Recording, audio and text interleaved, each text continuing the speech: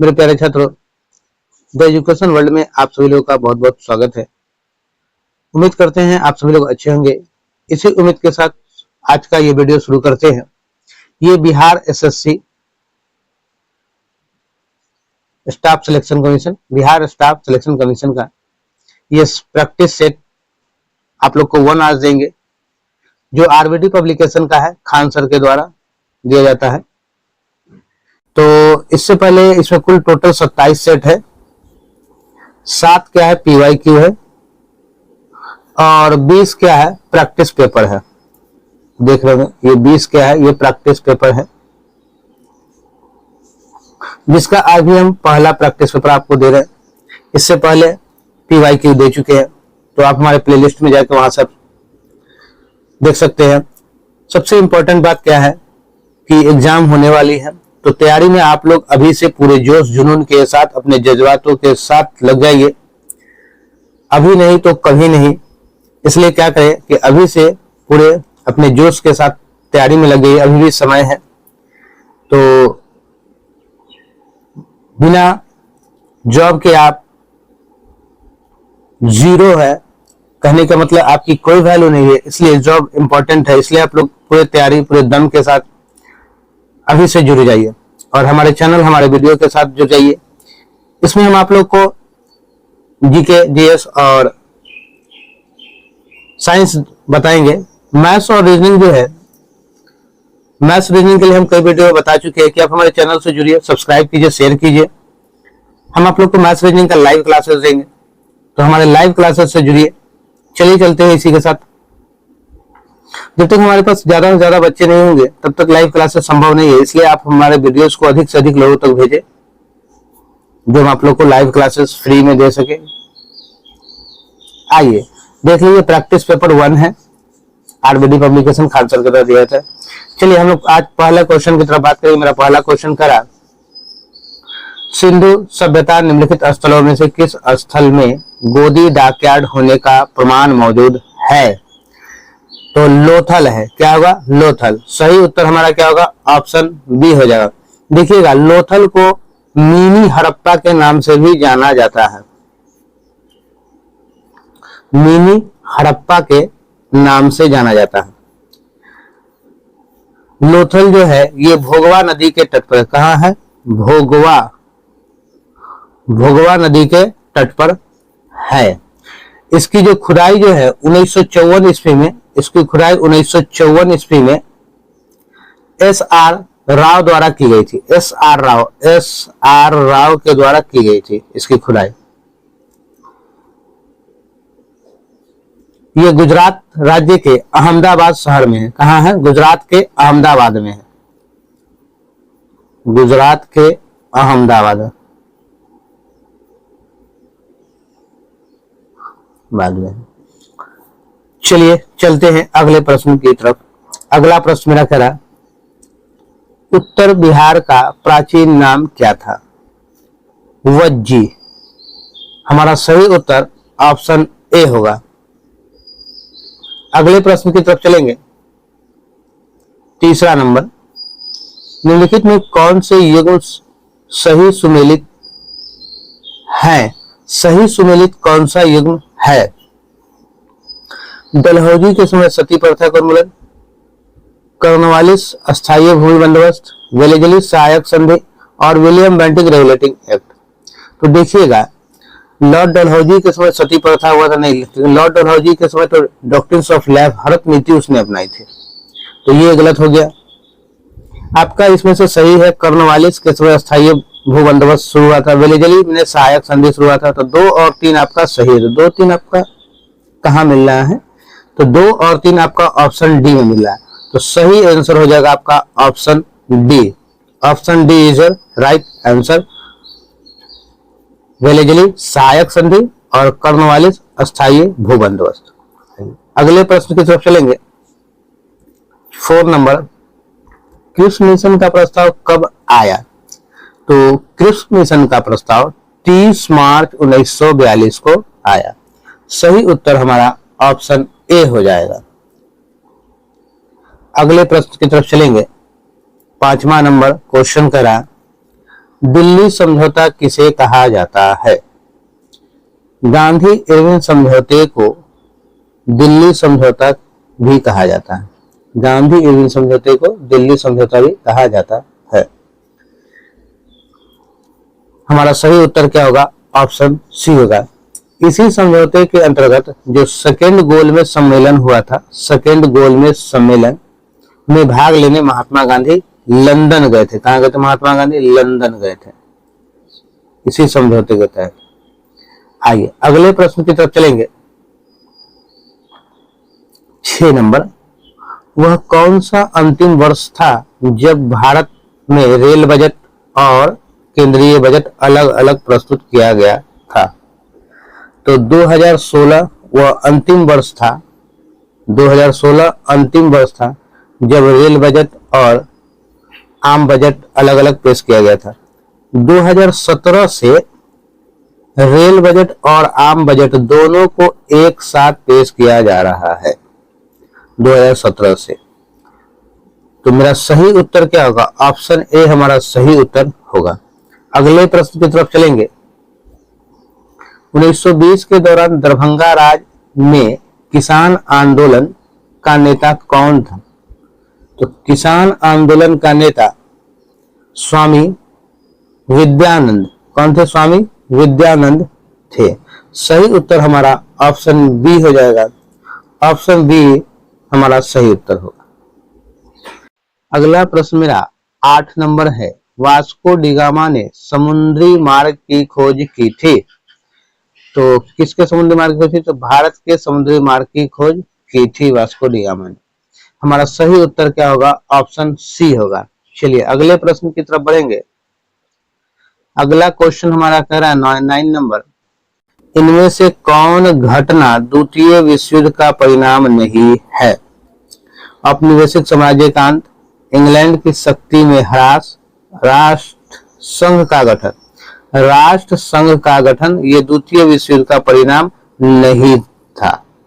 तो सही उत्तर हमारा ऑप्शन सी हो जाएगा। तो मेरे प्यारे छात्रों अगले प्रश्न 10 नंबर की तरफ पढ़ेंगे।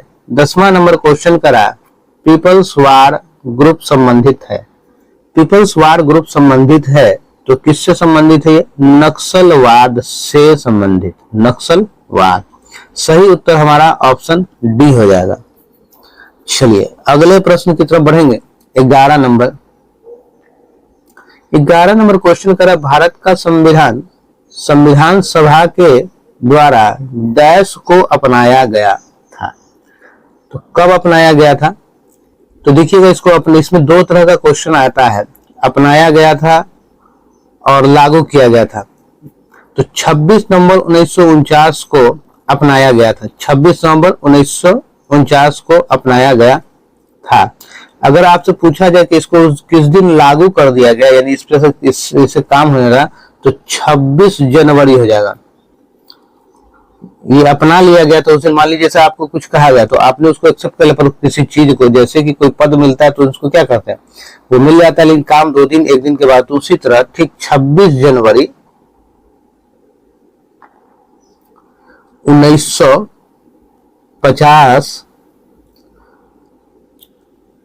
ठीक है लागू कर दिया गया, 26 जनवरी 1950 को। अगले क्वेश्चन की तरफ बढ़ते हैं। 12 नंबर मेरा क्वेश्चन है,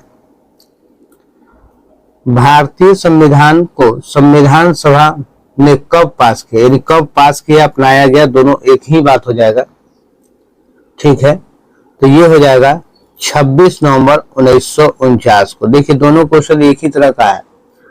26 नवंबर 1949 को कब पास कर दिया आपने? 26 नवंबर 1949 को पास कर दिया, इस पर काम शुरू हो जाएगा।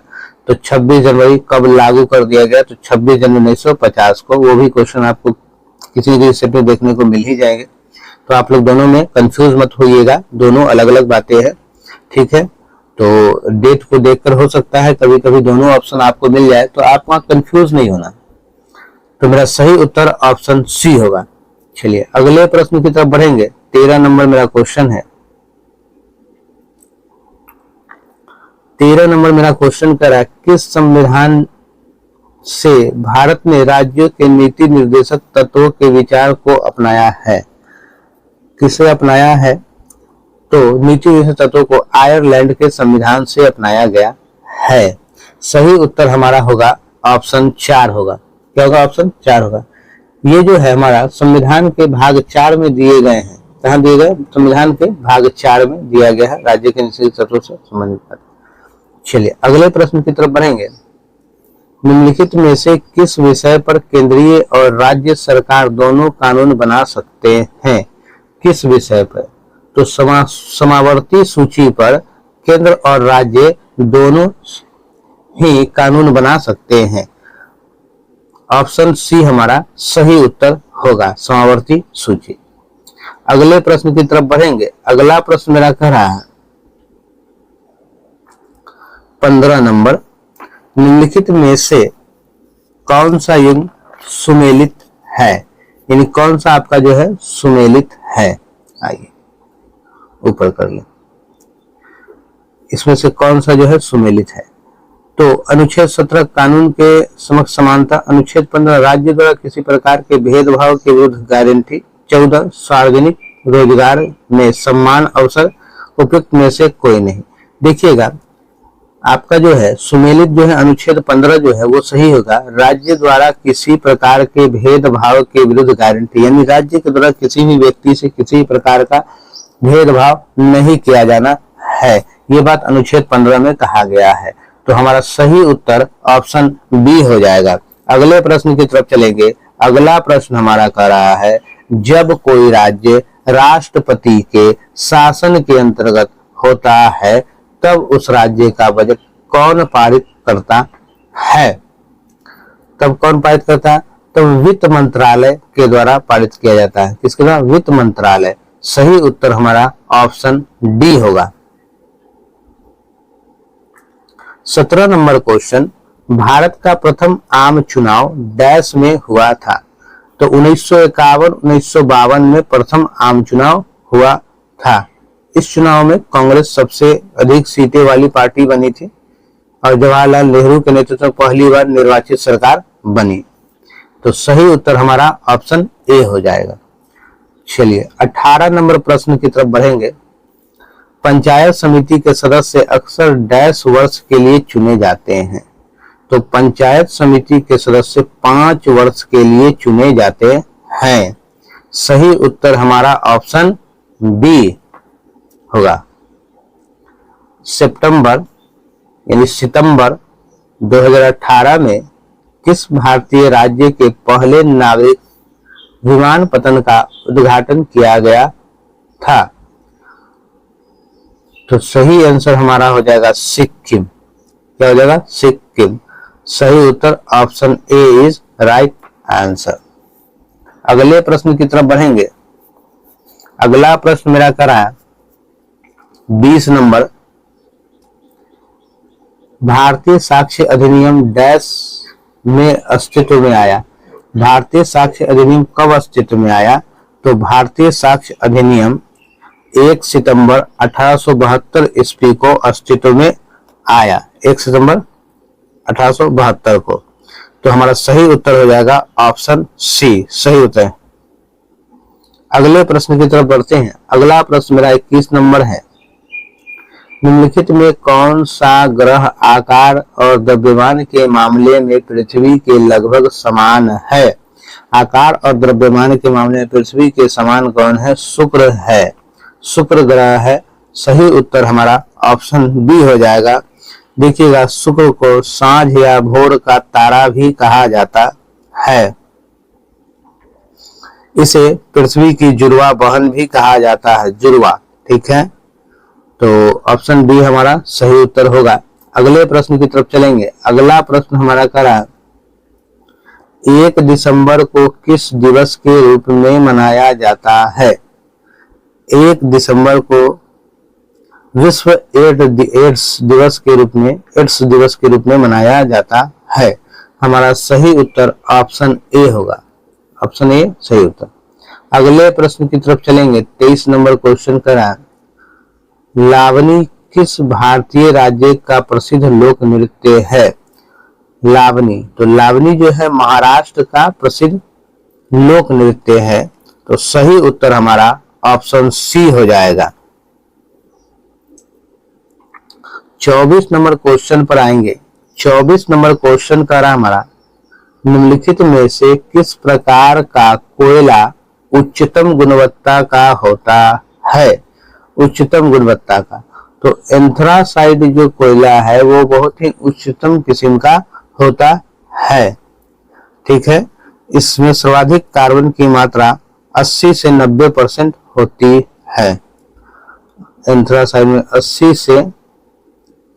80 से 90% तक होता है इसमें कार्बन की मात्रा। 24 नंबर। तो मेरे प्यारे छात्रों, अब आते हैं हम लोग 25वें नंबर क्वेश्चन की तरफ। चलिए, 25वां नंबर मेरा क्वेश्चन कह रहा है, विश्व का सबसे गहरा महासागर है। तो विश्व का सबसे गहरा महासागर प्रशांत महासागर है। कौन है? प्रशांत महासागर विश्व का सबसे गहरा महासागर है। यह महासागर का जो अगर आपसे पूछा जाए कि यह महासागर का आकृति कैसी है, तो ट्रायंगल के शेप में इसकी आकृति है, त्रिभुजाकार आकृति है। इसके शीर्ष में बेरिंग जलडमरू पर दो घोड़े के खुर की आकृति का है। दो घोड़े के खुर के इसके शीर्ष में जो है दो घोड़े के खुर जिस तरह का उसकी आकृति है। कर्क रेखा और मकर रेखा के मध्य प्रशांत महासागर कहा जाता है। कर्क रेखा और मकर रेखा के मध्य को प्रशांत महासागर कहा जाता है। कर्क और मकर दोनों रेखा के मध्य होता है प्रशांत महासागर। चलिए अगले प्रश्न की तरफ चलेंगे। इन दोनों के मध्य से ये नदियां बहती है। चलिए अगले प्रश्न मेरा है, क्वेश्चन की तरफ हम बढ़ेंगे। अगला नंबर क्वेश्चन मेरा क्या है? 26 नंबर मेरा क्वेश्चन है, निम्न में से कौन सा एक भूबद्ध राज्य है? भूबद्ध राज्य कौन सा है? तो बिहार एक भूबद्ध राज्य है। भूबद्ध का मतलब क्या होता है? भूमि से घिरा हुआ, भूमि से घिरा, यानी ये कहीं भी किसी भी तरफ ये जल से नहीं घिरा हुआ है, तो सिर्फ भूमि से ही घिरा हुआ है। ठीक है, तो हमारे चारों तरफ राज्य हैं। जैसे आप जानते होंगे कि बिहार के उत्तरी सीमा पर नेपाल स्थित है, यानी बिहार के उत्तर में नेपाल है। पूर्वी सीमा पर पश्चिम बंगाल है, यानी पूरब में पश्चिम बंगाल है। दक्षिणी सीमा पर झारखंड है और पश्चिम में उत्तर प्रदेश है। तो इस तरह से हमारा क्या चारों तरफ भूमि से जुड़ा हुआ है, तो इसलिए इसको भूबद्ध राज्य कहा जाता है। तो सही उत्तर हमारा ऑप्शन डी हो जाएगा 26 नंबर का। अगला क्वेश्चन चलते हैं 27 नंबर पे। निम्नलिखित में से प्रायद्वीपीय भारत की सबसे बड़ी नदी कौन सी है? तो प्रायद्वीपीय भारत की सबसे बड़ी नदी गोदावरी है। कौन है? गोदावरी है। सही उत्तर हमारा क्या हो जाएगा? ऑप्शन बी हो जाएगा, गोदावरी। अगले प्रश्न की तरफ बढ़ेंगे मेरे प्यारे बच्चों। अगला प्रश्न मेरा है 28 नंबर।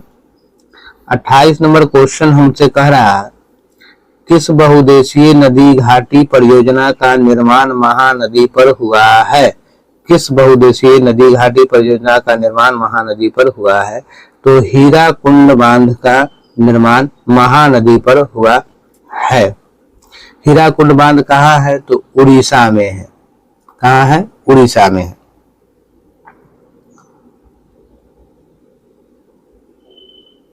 अगले प्रश्न की तरफ चलेंगे। अगला प्रश्न क्या है? अगला प्रश्न मेरा क्या रहा? किस भारतीय राज्य में सार्वजनिक क्षेत्र में वन स्थित है? सार्वजनिक क्षेत्र में वन स्थित है, तो मध्य प्रदेश। क्या है? मध्य प्रदेश। हमारा सही उत्तर ऑप्शन डी हो जाएगा।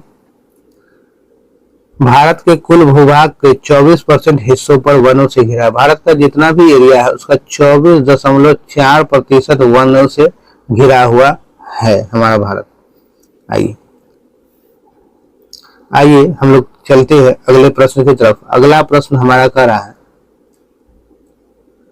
29 के बाद 30 नंबर क्वेश्चन हमारे पास है। 30 नंबर क्वेश्चन, मध्य प्रदेश में खेती की कृषि विधि झूम कृषि को डैश भी कहते हैं। यानी मध्य प्रदेश में झूम कृषि को दहिया कहा जाता है। क्या कहा जाता है? दहिया। ऑप्शन सी हमारा राइट आंसर होगा। दहिया कहा जाता है। देखिए झूम कृषि प्रमुख रूप से उष्णकटिबंधीय वन क्षेत्रों में किए जाते हैं। कहाँ किए जाते हैं? तो उष्णकटिबंधीय क्षेत्रों में झूम की कृषि की जाती है। देखिएगा झूम कृषि का मतलब क्या है? मिट्टी की उर्वरता को बढ़ाने के लिए झूम की खेती किए जाते हैं। मिट्टी की उर्वरता बढ़ाने के लिए झूम खेती। झूम खेती मतलब कि समय के अकॉर्डिंग उसमें फसल बोए जाते हैं। ठीक है, चलिए अगले प्रश्न के तरफ चलते हैं। अगला प्रश्न हमारा कह रहा है राष्ट्रीय खाद्य सुरक्षा मिशन का लक्ष्य निम्नलिखित में से किन उत्पादों के उत्पादन को बढ़ाना है? किन उत्पादों के उत्पादन को बढ़ाना है? तो ऑप्शन आपका किन उत्पादों को? चावल, गेहूं, फल, दलहन और मोटे अनाज। देखिएगा सिर्फ फल को छोड़ करके ये सभी अनाज की बात कर रहा है, तो यहाँ सिर्फ सब कुछ अनाज है। चावल अनाज है, गेहूं भी अनाज है, ये फल है, ये दलहन भी है और मोटे अनाज। यानी हमारा सही उत्तर ऑप्शन डी हो जाएगा। 1, 2, 4 और 5 हो जाएगा। तो सही उत्तर ऑप्शन डी हो जाएगा। आइए अगला प्रश्न 32 नंबर हमारा है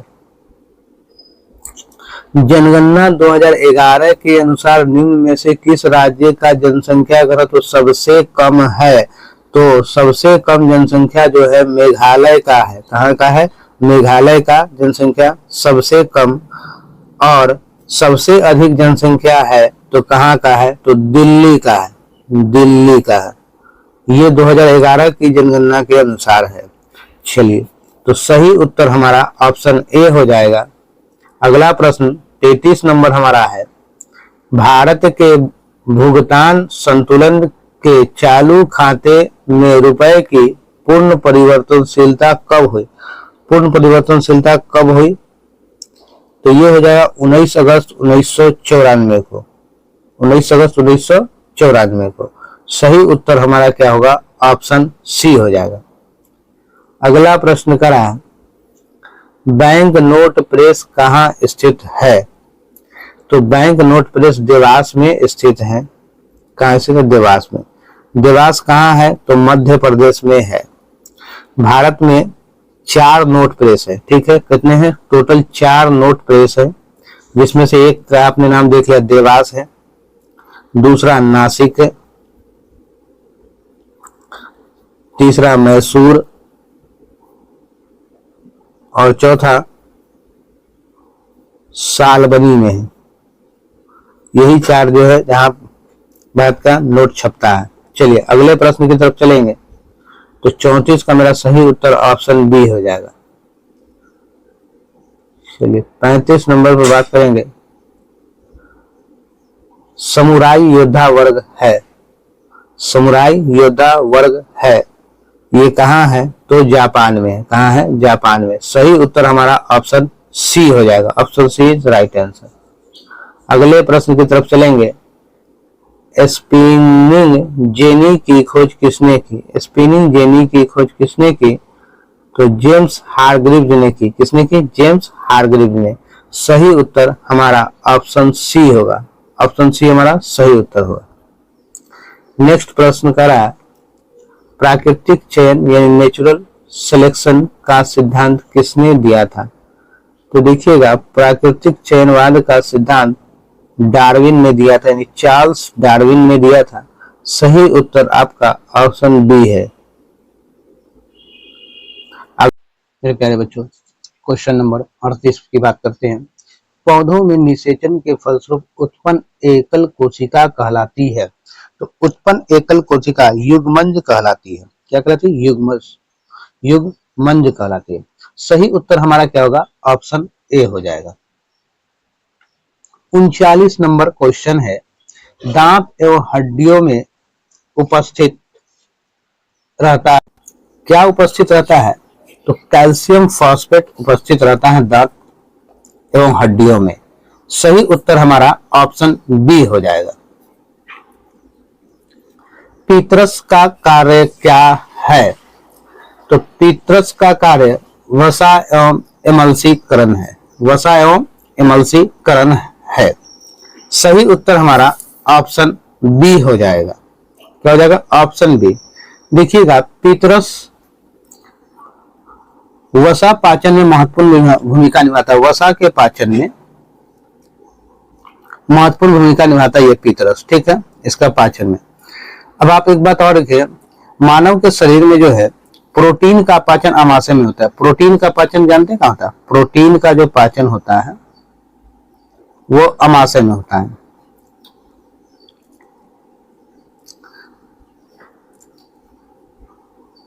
चलिए अगले क्वेश्चन की तरफ बढ़ेंगे। अगला क्वेश्चन मेरा 41 नंबर है। जब हृदय की मांसपेशियों को प्राप्त ऑक्सीजन नहीं पहुंचती है तो वह तीव्र छाती के दर्द के लक्षण दिखते हैं और डैश कहलाते हैं। क्या कहलाते हैं वो? तो वो कहलाते हैं एंजीना पेक्टोरिस। एंजीना पेक्टोरिस कहलाते हैं। सही उत्तर हमारा ऑप्शन डी हो जाएगा। अगला प्रश्न की तरफ बढ़ते हैं। अगला प्रश्न मेरा करा, बोमन संपुट किस तंत्र का भाग है? तो बोमन संपुट जो है उत्सर्जन तंत्र का भाग है। किसका है? उत्सर्जन तंत्र का भाग है। सही उत्तर हमारा ऑप्शन ए हो जाएगा। नीमाटोड द्वारा कौन सा रोग होता है? तो नीमाटोड द्वारा फाइलेरियासिस यानी फाइलेरिया नामक रोग होता है। फाइलेरियासिस है। ऑप्शन बी हमारा सही उत्तर होगा।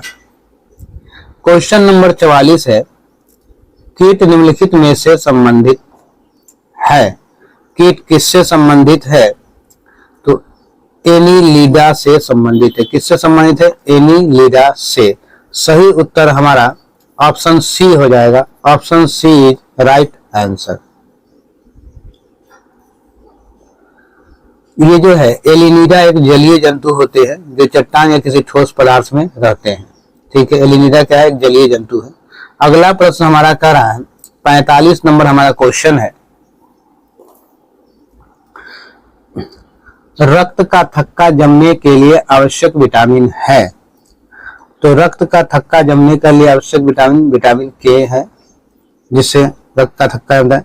इसका वैज्ञानिक रासायनिक नाम आप जानते होंगे, फ्लिक्विनोन है। फ्लिक्विनोन है इसका रासायनिक नाम। ऑप्शन सी हमारा सही उत्तर होगा। अगले प्रश्न की तरफ बढ़ेंगे। 46 नंबर हमारा क्वेश्चन कर मेरे प्यारे बच्चों, वायुमंडल में सबसे पर्याप्त मात्रा में पाए जाने वाला गैसीय मूल तत्व है।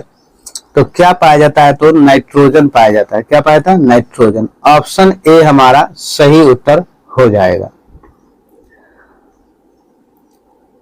आइएगा अगले प्रश्न की तरफ बढ़ेंगे। अगला प्रश्न मेरा है 45 नंबर हमारा अगला क्वेश्चन कर रहा है, श्यानता गुणांक का विमा सूत्र है। श्यानता गुणांक का, तो देखिए श्यानता गुणांक का है m1 m पे पावर 1 l पे पावर -1 और t पे पावर -1। m1 l -1 और t -1 हो जाएगा श्यानता गुणांक का। तो मेरा सही उत्तर ऑप्शन ए होगा। Option A is right answer. 48 number question कह रहा है प्यारे बच्चों, विद्युत आवेग का एसआई मात्रक क्या है? तो विद्युत आवेग का एसआई मात्रक कूलम्ब होगा। क्या होगा? कूलम्ब। हमारा सही उत्तर ऑप्शन ए होगा। अश्व यदि एकाएक चलना प्रारंभ कर देते हैं तो अश्वरोही के पीछे की तरफ गिरने की आशंका का कारण है। आशंका का कारण विश्राम जड़त्व है। क्या है? विश्राम जड़त्व है। तो मेरा सही उत्तर ऑप्शन सी हो जाएगा। मेरे प्यारे छात्रों 50 नंबर क्वेश्चन की तरफ बढ़ेंगे। कोई ऊर्जा जो भंडारित है डैश कहलाती है। और कोई ऊर्जा जो भंडारित है क्या कहलाती है? विभव ऊर्जा कहलाती है, भंडारित ऊर्जा। मेरा सही उत्तर ऑप्शन ए हो जाएगा। 51 नंबर प्रश्न है, भूकंप किस कारण से आते हैं? तो भूकंप जो है विवर्तनिकता के कारण आते हैं। विवर्तनिकता के कारण आते हैं। सही उत्तर 51 का एक ए हो जाएगा। 51 का ए हो जाएगा। देखिएगा प्लेट टेक्टोनिक, भूकंप प्लेट टेक्टोनिक सीमाओं पर होते हैं। आगे से बढ़ते रहते हैं। चलिए वो प्लेट टेक्टोनिक हमेशा आगे की तरफ बढ़ते रहते हैं। अगला क्वेश्चन हमारा 52 नंबर है। इस पे फिर कभी चर्चा करेंगे आप लोग से। सोनार में डैश तरंगे उपयुक्त होती है। सोनार में पराध्वनि तरंगे उत्पन्न होती है, प्रयुक्त होती है पराध्वनि तरंगे। सही उत्तर हमारा ऑप्शन ए हो जाएगा। नेक्स्ट क्वेश्चन मेरा 53 नंबर है। 1 किलोग्राम के पदार्थ के तापमान को डिग्री सेंटीग्रेड बढ़ाने के लिए आवश्यक ऊष्मा की मात्रा को क्या कहा जाता है? आवश्यक ऊष्मा की मात्रा को विशिष्ट ऊष्मा धारिता कहा जाता है। सही उत्तर हमारा ऑप्शन बी हो जाएगा। अगले प्रश्न की तरफ चलेंगे। अगला प्रश्न हमारा कह रहा है, किस कारण से आकाश का रंग नीला दिखाई देता है? किस कारण से? तो प्रकाश के प्रकीर्णन के कारण आकाश का रंग नीला दिखाई देता है। सही उत्तर हमारा ऑप्शन सी हो जाएगा।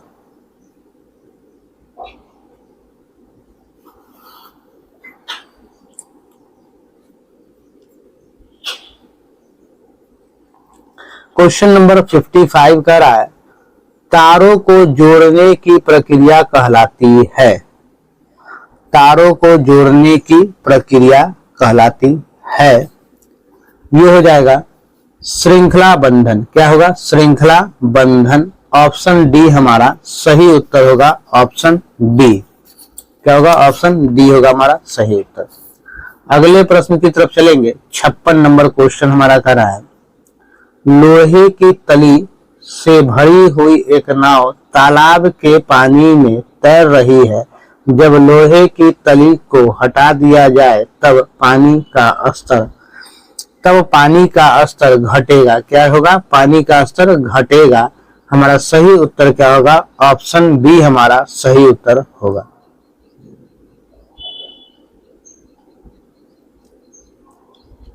वह तत्व जिसका परमाणु क्रमांक और परमाणु भार समान होता है।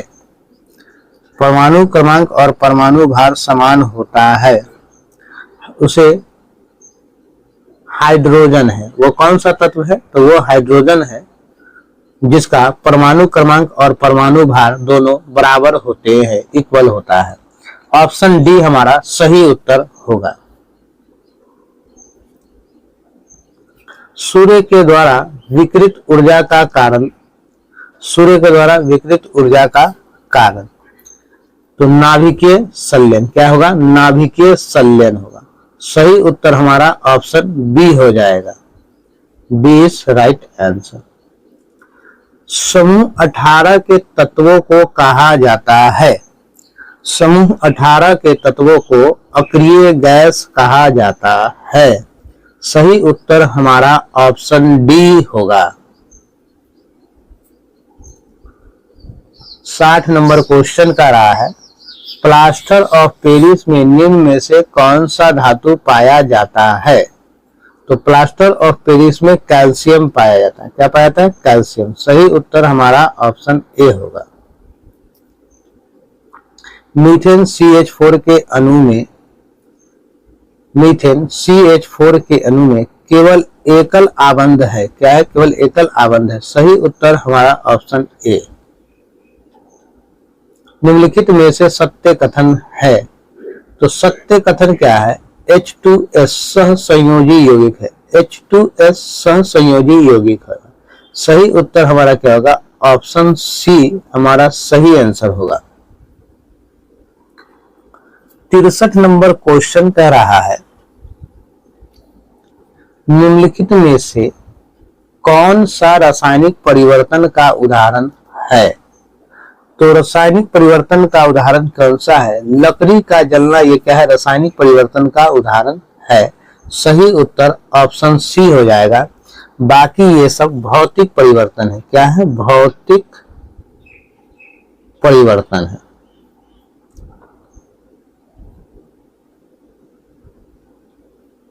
जैसे बर्फ का पानी बनना, ये भौतिक हो गया।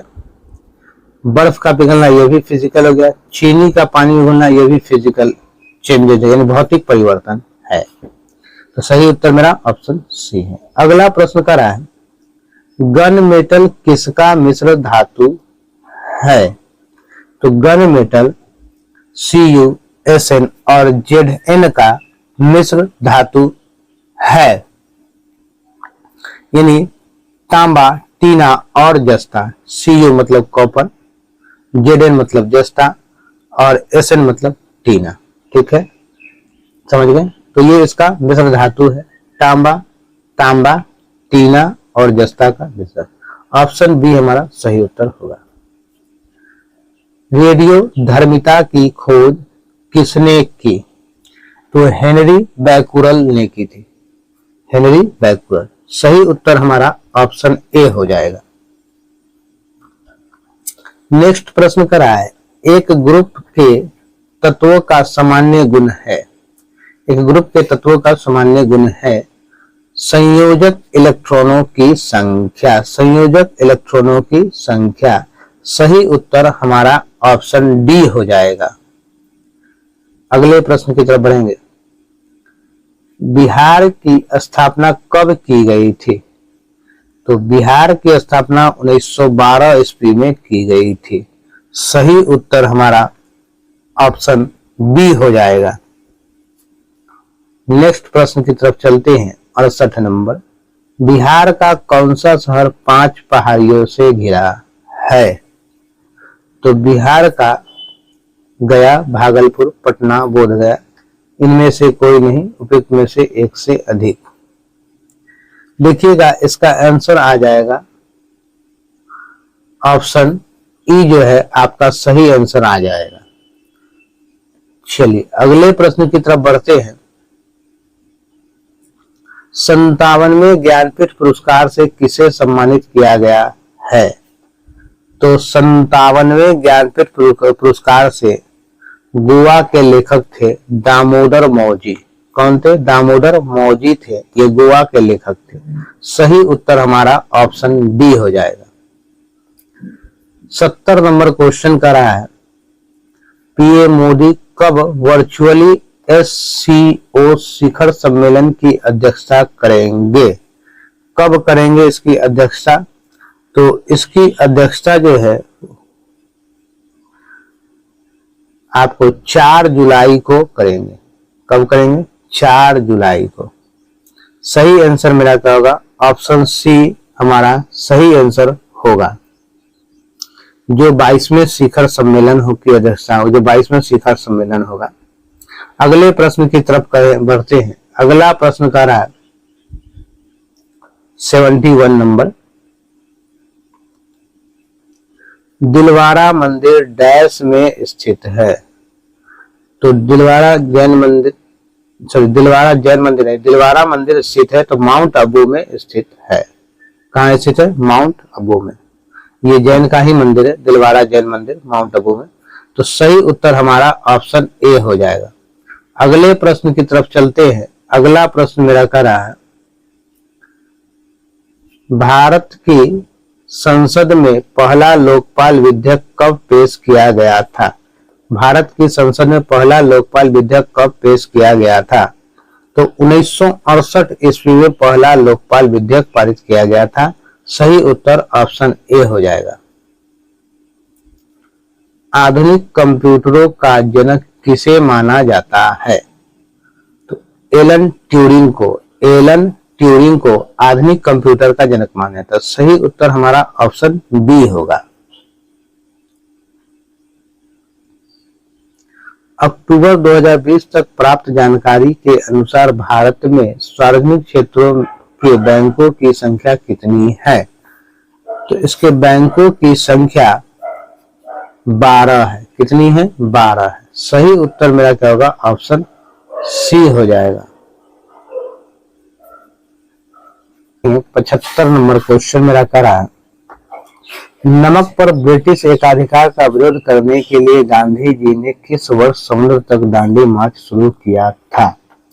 तो ये 1930 ईस्वी में किया गया था। सही उत्तर हमारा ऑप्शन सी हो जाएगा। अगले प्रश्न की तरफ बढ़ते हैं। निम्नलिखित में कौन सी भारत की सबसे बड़ी तेल कंपनी है? इंडियन ऑयल कॉरपोरेशन लिमिटेड, ये भारत की सबसे बड़ी तेल कंपनी है। ऑप्शन बी हमारा सही उत्तर होगा। भारत के प्रथम परमाणु बम का परीक्षण किस वर्ष किया गया था? तो 1974 ईस्वी में किया गया था। सही आंसर हमारा ऑप्शन ए हो जाएगा। अगला प्रश्न है, भारत में राष्ट्रीय आय की गणना किसके द्वारा की जाती है?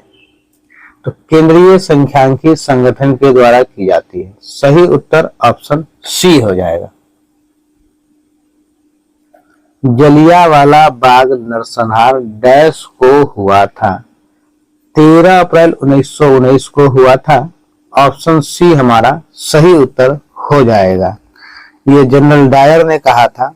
जलियांवाला बाग पंजाब के अमृतसर में हुआ था। जनरल डायर ने गोलियां चलवा दी थी, जिसमें हजारों की संख्या में बेगुनाह लोग मारे गए थे। चलिए अगले प्रश्न की तरफ चलते हैं। भारत में खिलाफत आंदोलन के बारे में क्या सही है? तो खिलाफत आंदोलन के बारे में, यह तुर्की के सुल्तान के समर्थन में एक आंदोलन था। तो सही उत्तर मेरा ऑप्शन सी होगा। भारत में महाभियोग की प्रक्रिया द्वारा डैश को उनके पद से नहीं हटाया जा सकता। किसको? तो प्रधानमंत्री को महाभियोग के द्वारा नहीं हटाया जा सकता इस चारों ऑप्शन में। तो सही उत्तर मेरा क्या हो जाएगा? ऑप्शन डी हमारा सही उत्तर हो जाएगा। अगला प्रश्न कर रहा है 82 नंबर, दीफू दर्रा कहाँ स्थित है? तो दीफू दर्रा अरुणाचल हिमालय में स्थित है। मेरा सही उत्तर हो जाएगा ऑप्शन बी हमारा सही उत्तर हो जाएगा। ये भारत और म्यांमार के बीच में है, जो अरुणाचल प्रदेश के पूर्वी भाग में स्थित है। अरुणाचल के पूर्वी भाग में स्थित है। चलिए तो अगले प्रश्न की तरफ चलेंगे। 83 नंबर, भारत में कौन सा शहर डेट्रॉइट ऑफ एशिया और ऑटोमोबाइल कैपिटल के नाम से लोकप्रिय है? तो चेन्नई है। कौन सा शहर है? चेन्नई। सही उत्तर मेरा ऑप्शन ए होगा। यंग बंगाल आंदोलन किसने शुरू किया था? तो यंग बंगाल आंदोलन हेनरी विवियन डिरोजियो ने शुरू किया था। हेनरी विवियन डिरोजियो ने शुरू किया था। सही उत्तर ऑप्शन सी होगा। अगला प्रश्न, चार मीनार किस शहर में स्थित है? तो चार मीनार हैदराबाद में स्थित है। सही आंसर हमारा ऑप्शन डी होगा। देखिएगा मेरे प्यारे बच्चों, अब इसके बाद का जो प्रश्न है वो मैथ्स से रिलेटेड है। ये सब मैथ का क्वेश्चन है। इसके बाद आपके पास मैथ्स आएंगे। मैथ्स के 100 के बाद आपके पास देखिएगा यहाँ से 109, ये सब रीजनिंग का क्वेश्चन आ गया है। तो मैथ्स और रीजनिंग के क्वेश्चंस हैं इसके बाद। तो आप लोग हमारे वीडियो से जुड़े रहिए, शेयर सब्सक्राइब कीजिए। मैथ्स और रीजनिंग का क्लास के लिए हम बता रहे हैं, आप लोग को बता भी चुके हैं, वीडियो में शुरुआत में ही बता चुके हैं आप लोगों को कि अधिक से अधिक लोगों के पास शेयर करें सब्सक्राइब करें अधिक से अधिक लोग। तो मैं ऑनलाइन आप लोगों को मैथ्स रीजनिंग का क्लास दूंगा। चलिए इसी के साथ मिलते हैं नेक्स्ट वीडियो में।